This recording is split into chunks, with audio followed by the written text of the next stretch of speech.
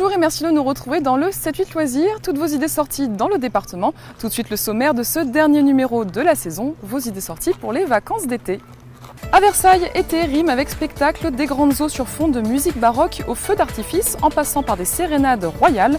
Laurent Brunner, le directeur du château de Versailles Spectacle, nous détaillera le programme. Les beaux jours sont là et c'est le moment de passer du temps au jardin, que ce soit dans son potager ou sur son balcon.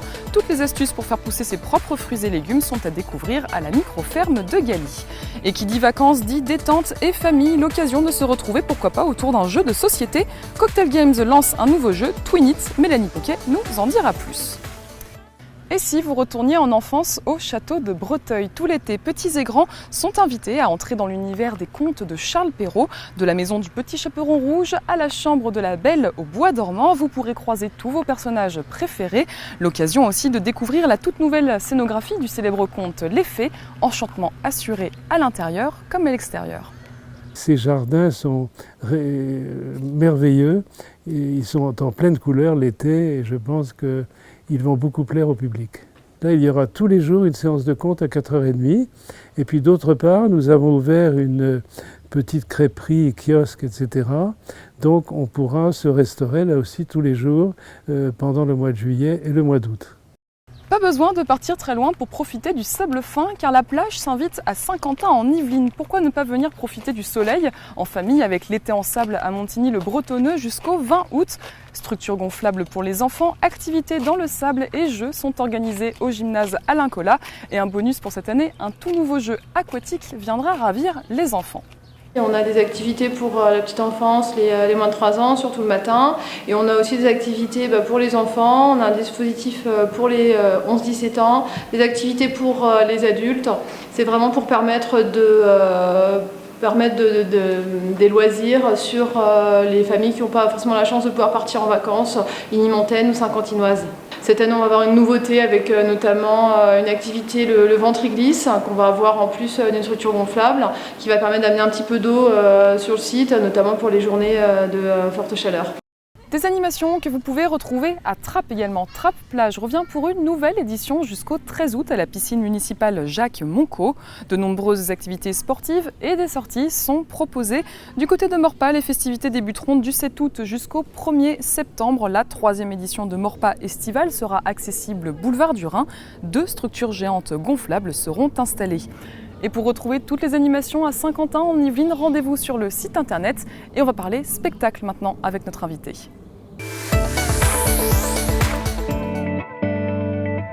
Des fontaines qui dansent sur de la musique baroque ou un feu d'artifice digne des plus grands, pas de doute, c'est l'été à Versailles. Tout au long de la saison, le château rayonne. Spectacle pyrotechnique, eau musicale ou illumination dans les jardins. Le point sur la programmation jusqu'en septembre. Image de Patrick Jacques de Dixmude. Laurent Brunner, bonjour, vous êtes directeur du château de Versailles Spectacle et pendant les vacances pour vous, pas de répit car c'est vous qui organisez un bon nombre de spectacles au château. Tous les samedis, nous proposons au public de venir en soirée et je pense beaucoup aux franciliens et au public familial pour ça. Voir les grandes eaux nocturnes, c'est-à-dire la mise en place dans l'ensemble du jardin royal, c'est tout de même une centaine d'hectares. De tout ce réseau de fontaines construit par Louis XIV et quasiment inchangé depuis.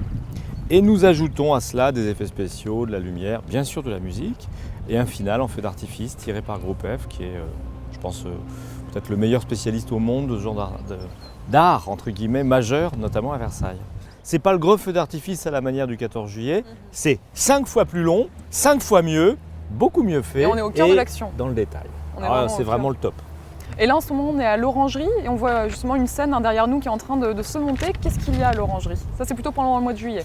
L'Orangerie nous permet de présenter sur un gradin de 4000 places des spectacles où le spectateur voit un objet magnifique devant lui qui est l'Orangerie. Et c'est dans cet espace que nous présentons le Roi de Feu, un spectacle pyrotechnique qui, sur une durée d'à peu près 1 heure, fait à la fois l'usage de la pyrotechnie au sens habituel, c'est-à-dire aérienne, mais également de tout un travail de feu, de rampes de feu, de lampes de feu et de tout ce que la pyrotechnie peut faire aussi au sol ou sur les espaces de proximité.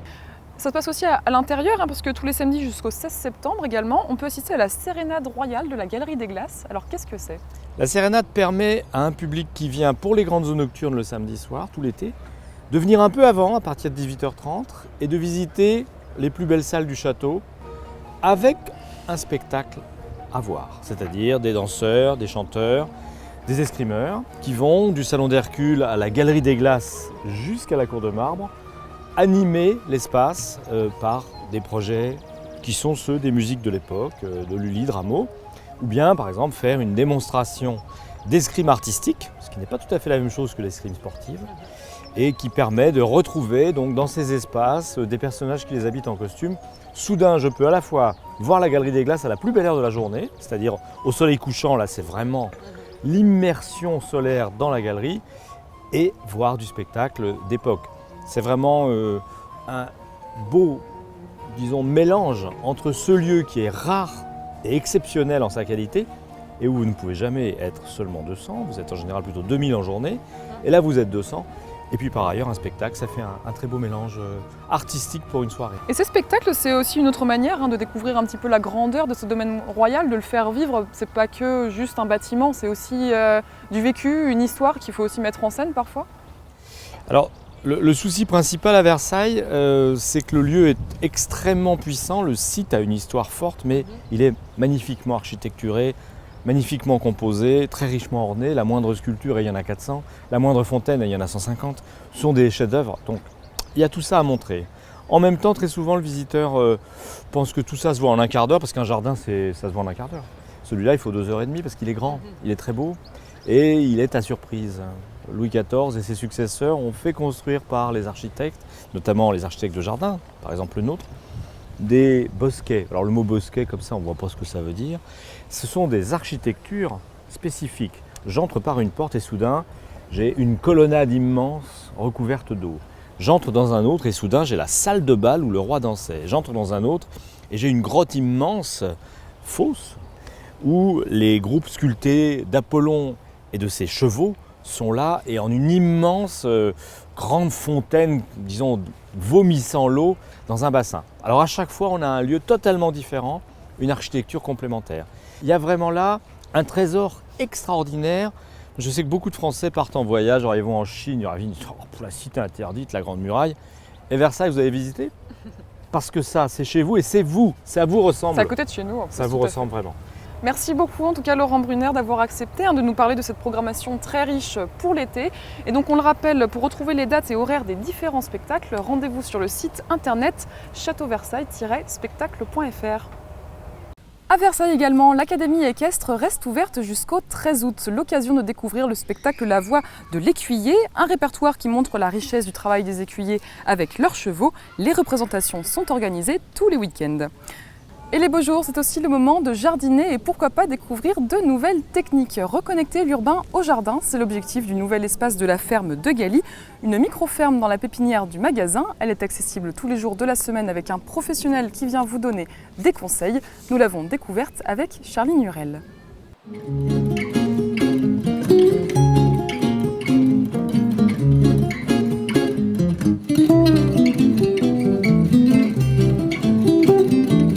Un véritable jardin d'Éden au cœur de la ferme de Galy.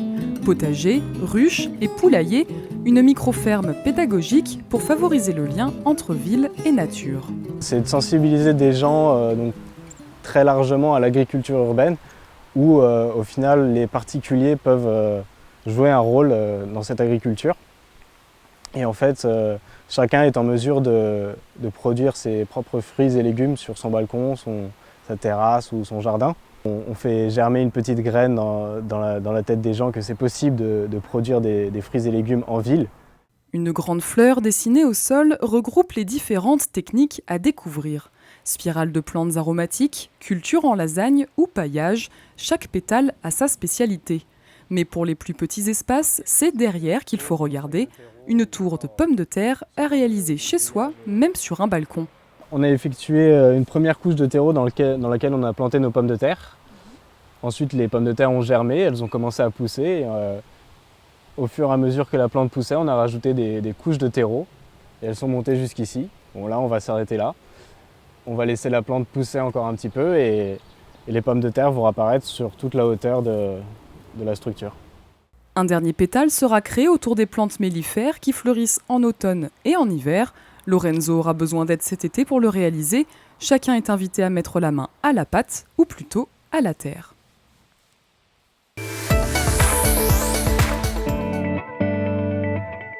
Pendant les vacances, n'oubliez pas de passer du temps en famille et peut-être autour d'un jeu de société. Pour notre rendez-vous junior, Mélanie Poquet est allée en tester un, imaginé par Nathalie et Rémi Saunier, et surtout par le papa du célèbre Jungle Speed, Thomas Vuarchex. Les détails en images.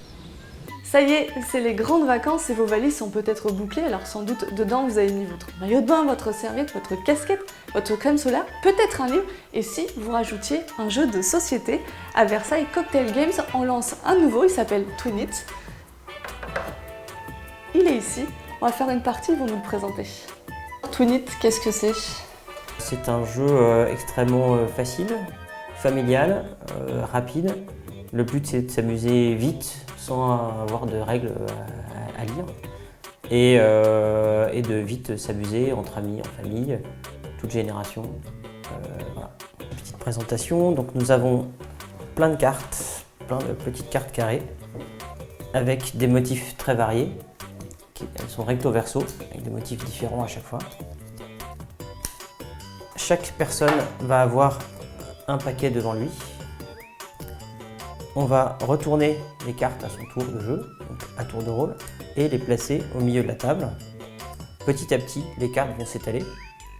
Et dès qu'on va voir deux motifs identiques, ce sera le premier qui les repère et qui les pointe qui va gagner la paire. Mais dès qu'on a une paire, on va la mettre sur le côté. Le premier qui en aura 5 aura gagné. Et évidemment, certaines sont en triple, c'est-à-dire que si quelqu'un repère une paire que j'ai déjà gagnée avec une autre, bah, il va me la voler et c'est lui qui va récupérer la paire. Donc on peut se voler les cartes. On peut se voler les cartes. On essaie? Très bien, volontiers.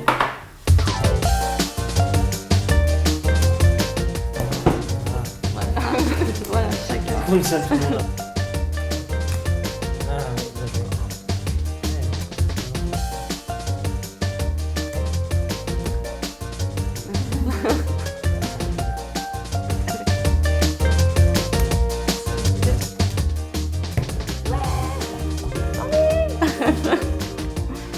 En une demi-heure, on a fait 3 parties.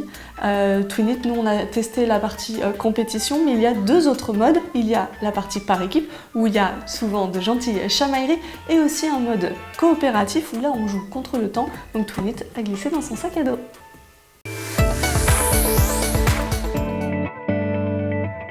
Les Yvelines font leur cinéma revient pour une 6e édition. L'an dernier, plus de 8000 spectateurs avaient pu assister à des séances de cinéma gratuites en plein air. Du 18 août au 2 septembre, le conseil départemental organise à nouveau de nombreuses projections sur le territoire. À Montigny-le-Bretonneux notamment, ce sera le film d'animation Comme des bêtes qui sera diffusé le 19 août. La totalité de la programmation est à retrouver sur le site internet. Et je vous propose de nous quitter en images sur un extrait de la bande-annonce. Justement, c'est la fin de ce 7-8 loisirs. C'était le dernier numéro de la saison. J'ai été ravie de partager cette année avec vous et je vous souhaite un très bel été. Arrête, Max, je dois y aller. À ce soir. À ce soir, Gidget. À plus tard, Mel. À tout à l'heure, Chloé.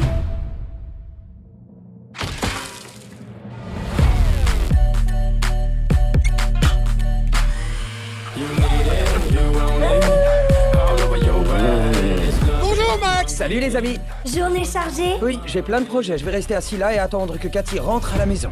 Oh, elle me manque tellement.